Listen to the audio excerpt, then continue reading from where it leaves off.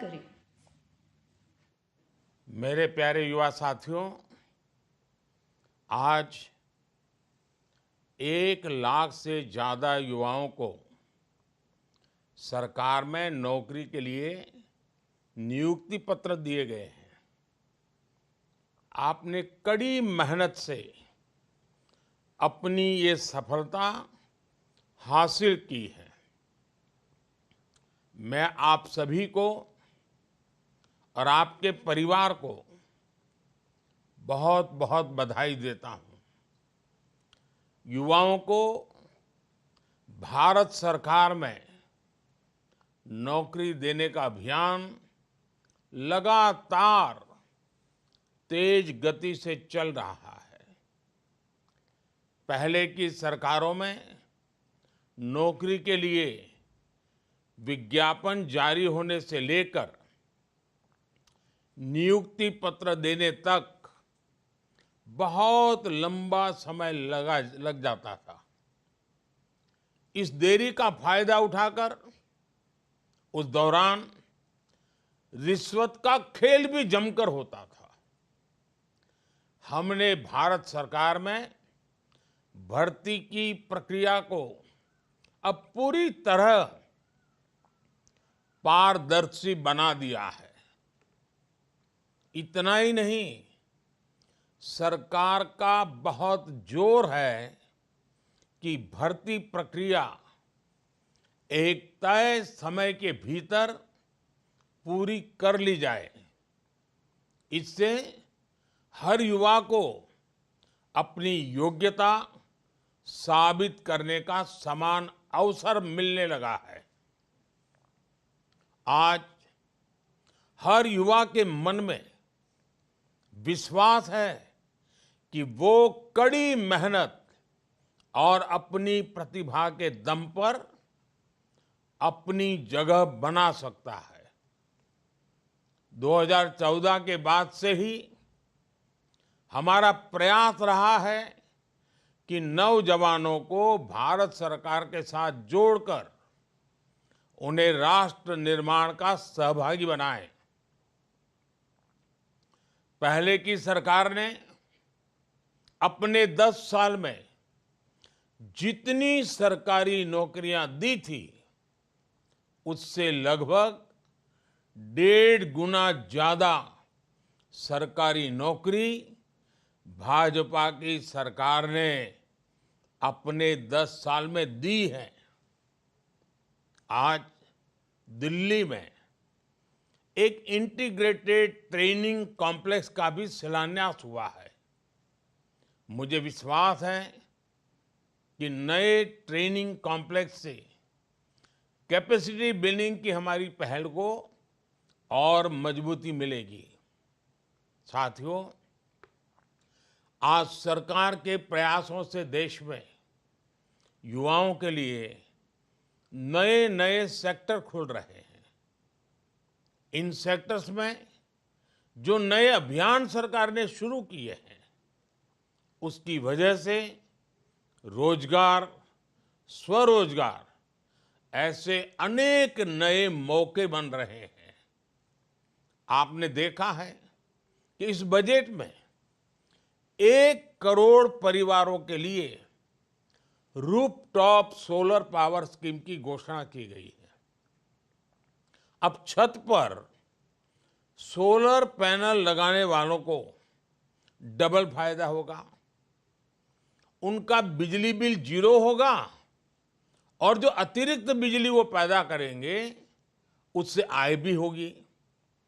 Rooftop solar की इतनी बड़ी योजना से देश में रोजगार के भी लाखों नए अवसर बनेंगे। कोई सोलर पैनल का काम करेगा, कोई बैटरी से जुड़े बिजनेस में आएगा, कोई वायरिंग का काम संभालेगा।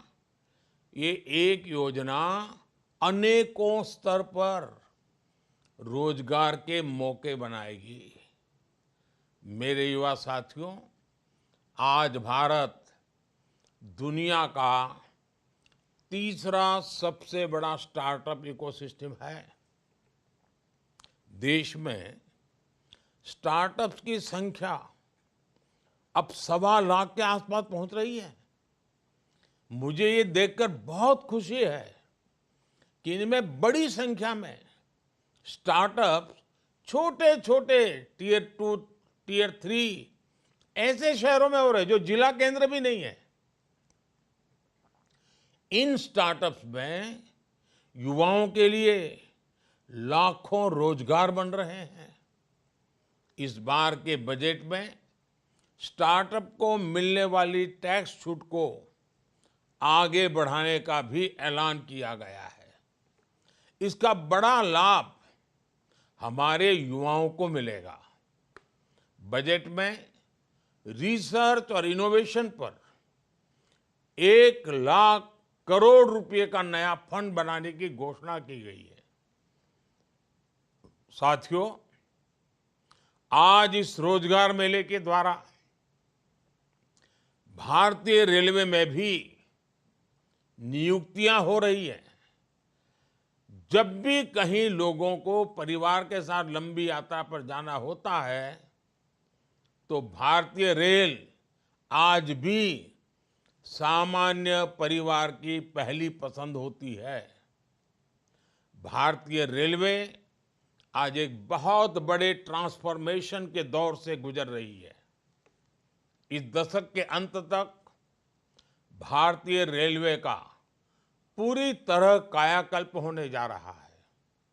आपको याद होगा 2014 से पहले रेलवे की क्या स्थिति थी। रेलवे लाइनों का इलेक्ट्रिफिकेशन हो या दोहरीकरण करना हो, ट्रेनों का संचालन बेहतर करना हो या यात्रियों के लिए सुविधाएं बढ़ानी हो, इस तरह पहले की सरकारों ने उतना ध्यान नहीं दिया जितना ध्यान दिया जाना चाहिए था। पहले की सरकारें सामान्य भारतीय की परेशानियों के प्रति उपेक्षा का भाव लिए रही। 2014 के बाद हमने ट्रेन यात्रा के पूरे अनुभव को नया करने का अभियान शुरू किया। हमने रेलवे के मॉडर्नाइजेशन और अपग्रेडेशन फोकस किया। इस बार आपने बजट में भी देखा होगा, सरकार ने ऐलान किया है कि वंदे भारत एक्सप्रेस जैसी 40,000 आधुनिक बोगियां तैयार कर उन्हें सामान्य ट्रेनों में जोड़ा जाएगा। इससे सामान्य यात्रियों का सफर और सुविधाजनक हो जाएगा। साथियों, देश में जब कनेक्टिविटी का विस्तार होता है तो उसका प्रभाव एक साथ कई चीजों पर पड़ता है। कनेक्टिविटी बेहतर होने से नए बाजार बनने लगते हैं, पर्यटन स्थलों का विकास होता है। कनेक्टिविटी बेहतर होने से नए बिजनेस तैयार होते हैं और इससे रोजगार के लाखों अवसर बनते हैं। यानी कनेक्टिविटी अच्छी होने का सीधा प्रभाव देश के विकास पर पड़ता है। विकास की गति तेज करने के लिए इंफ्रास्ट्रक्चर में निवेश बढ़ाया जा रहा है। इस बार के बजट में इंफ्रास्ट्रक्चर के लिए 11 लाख करोड़ रुपए का निवेश का लक्ष्य रखा गया है। इंफ्रास्ट्रक्चर पर इतने बड़े खर्च से रोड, रेल, हवाई अड्डे, मेट्रो, बिजली जैसे हर प्रोजेक्ट में तेजी आएगी। इससे रोजगार के नए अवसर भी बनेंगे।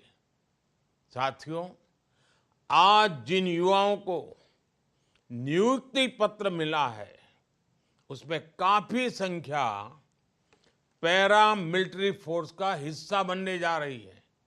युवाओं की भी ये अपने आप में बहुत बड़ी आकांक्षा पूरी हो रही है। पिछले कुछ वर्षों में पैरामिलिट्री फोर्स में भर्ती प्रक्रिया को रिफॉर्म किया गया है। इस साल जनवरी से हिंदी और अंग्रेजी के अलावा 13 भाषाओं में लिखित परीक्षा लेने का फैसला लागू हो चुका है। इससे लाखों प्रतिभागियों को अपनी योग्यता साबित करने का समान अवसर मिला है। बॉर्डर पर स्थित जिलों और उग्रवाद प्रभावित जिले का कोटा भी बढ़ाया गया है।